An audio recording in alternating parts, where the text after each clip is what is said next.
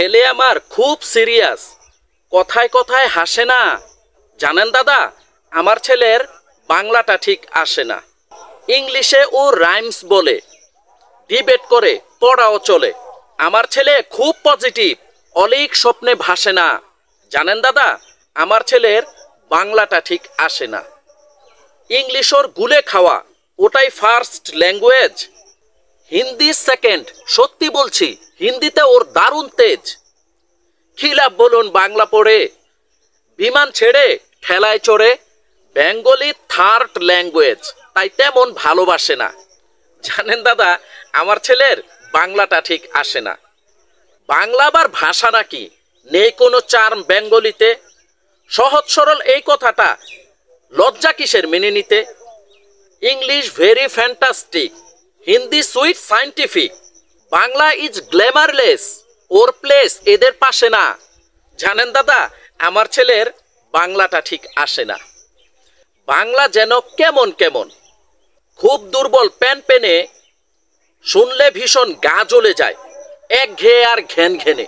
কিসের গরব কিসের আশা, আর চলে না বাংলা ভাষা। ওই কবে যেন হয় বেঙ্গলি ডে, ফেব্রুয়ারি মাসে না। জানেন দাদা, আমার ছেলের বাংলাটা ঠিক আসে না।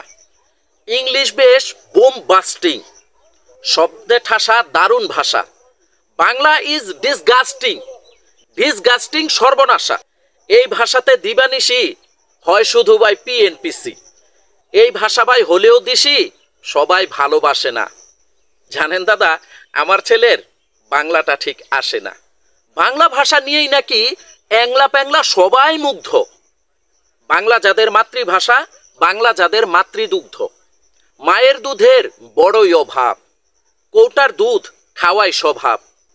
ওই দুধে তেজ তাকত হয় না, বাংলাও তাই হাসে না।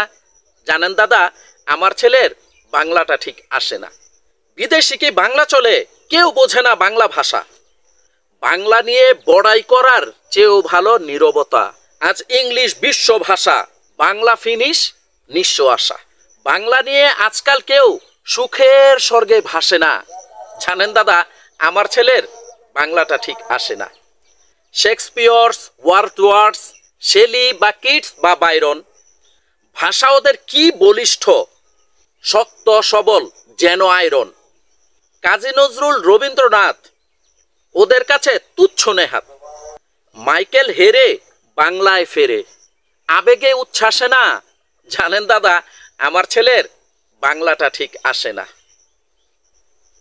প্রিয় দর্শকবৃন্দ, এতক্ষণ আপনারা যে কবিতাটি শুনলেন সেটি বাংলার বিখ্যাত একজন কবি ভবানী প্রসাদ মজুমদারের লিখিত একটি ব্যঙ্গাত্মক কবিতা।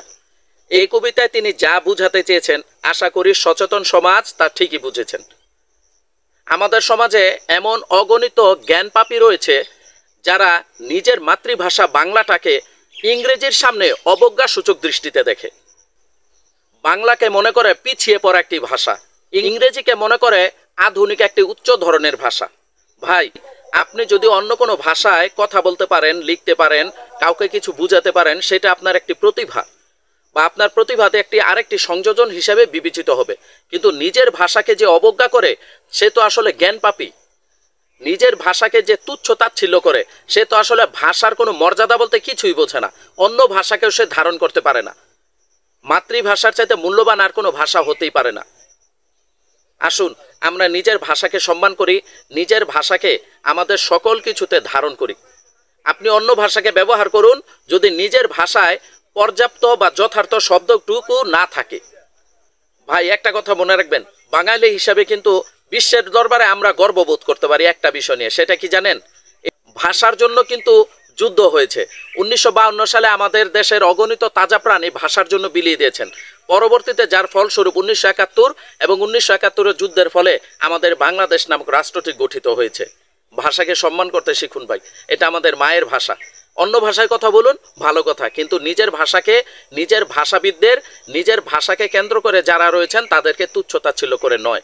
সকলে ভালো থাকবেন, এই শুভকামনায়। আসসালামু আলাইকুম।